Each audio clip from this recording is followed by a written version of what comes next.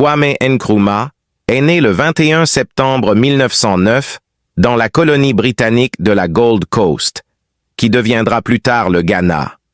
Issu d'une famille modeste, Nkrumah a reçu une éducation missionnaire avant de partir pour les États-Unis et le Royaume-Uni pour poursuivre ses études. Nkrumah s'est rapidement intéressé aux idées d'indépendance et de libération nationale alors qu'il étudiait à l'étranger. Ses expériences l'ont exposé au mouvement nationaliste et panafricain en plein essor. Après avoir obtenu son diplôme, Nkrumah a travaillé comme éducateur et journaliste, développant ses idées politiques et son engagement en faveur de l'indépendance de la Gold Coast. De retour dans son pays natal dans les années 1940, Nkrumah a émergé comme un leader charismatique et unificateur. En 1947, il a cofondé la Convention du Peuple, CPP, un parti politique qui allait jouer un rôle crucial dans la lutte pour l'indépendance. La popularité croissante de Nkrumah et du CPP a conduit aux élections démocratiques en 1951, où le parti a remporté une victoire écrasante.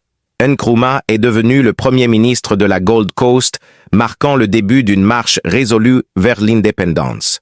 Le 6 mars 1957, la Gold Coast est devenue le premier pays africain à accéder à l'indépendance de la domination coloniale britannique.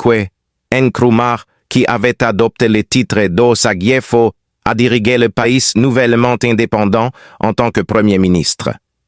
En 1960, le Ghana est devenu une république, avec Nkrumah comme son premier président. Pendant son règne, Nkrumah a cherché à industrialiser le Ghana et à promouvoir le panafricanisme. Cependant, son style de gouvernement de plus en plus autoritaire et ses politiques économiques ont suscité des critiques et des tensions internes. En 1966, alors qu'il était en voyage à l'étranger, un coup d'État militaire a renversé Nkrumah et l'a contraint à l'exil en Guinée. Kwame Nkrumah a passé ses dernières années en exil, s'efforçant de mobiliser un soutien international pour son retour au Ghana.